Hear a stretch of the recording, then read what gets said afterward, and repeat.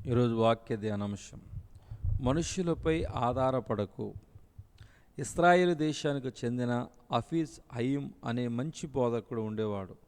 తాను ప్రపంచ ప్రఖ్యాతి పొందిన వేదాంత పండితుడు. తను బహు ఇబ్బందిలో ఉన్నప్పుడు తనకున్న ఆర్థిక ఇబ్బందిని గమనించిన స్నేహితులు ముందుకు వచ్చి ఆర్థిక సహాయము మేము చేస్తామని పోటీ పడేవారు. ఎంత ఇబ్బందినైనా తానే భరించిన గాని ఒక్క పైసా కూడా వారి దగ్గర నుండి చేయి చాచి తీసుకొనలేదు.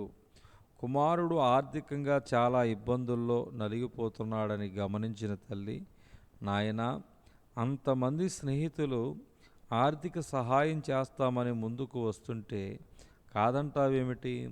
మనకు తినుటకు కనీసం రొట్టె ముక్క కూడా లేదు కదా. స్నేహితులు సహాయం చేస్తామని ముందుకు వస్తుంటే ఎందుకు వద్దంటున్నాం అని అడిగిను. అందుకతడమ్మా, నేను చెయ్యి చాచి డబ్బు తీసుకోవటం లేదు కాబట్టే అంతమంది ముందుకు వచ్చి సహాయం చేస్తామంటున్నారు. తీసుకోవటం మొదలు పెడితే ఇచ్చేవాడు కూడా వెనక్కి వెళ్తాడని చెప్పాడు. ఇది ఎంత నిజం! మనుషులు తాము ఆపదలో ఉంటే సహాయం చేసే వారి కొరకే చూస్తారు, కానీ నేను ఈరోజు ఎవరికైనా సహాయం చేయగలనా అని చూసేవారిని ఎంతమందిని చూడగలం?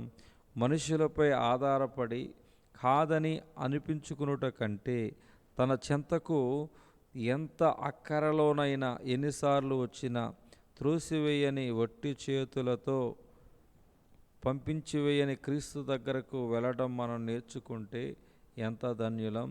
ఆ బోధకుడు హఫీజ్ హయీం అదే చేశాడు.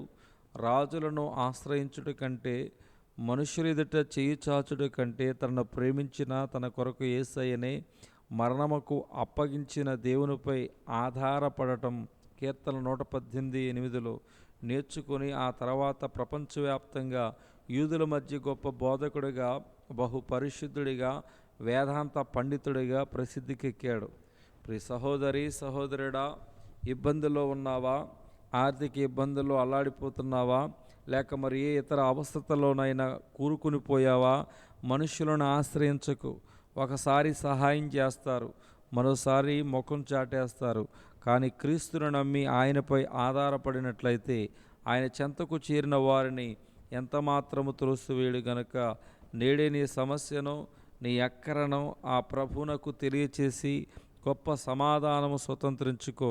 అనేక మందికి సహాయపడే వ్యక్తిగా మిగిలిపో. ఈ దినవాక్య ధ్యానం దేవుడు దీవించునుగాక. ఆమేన్.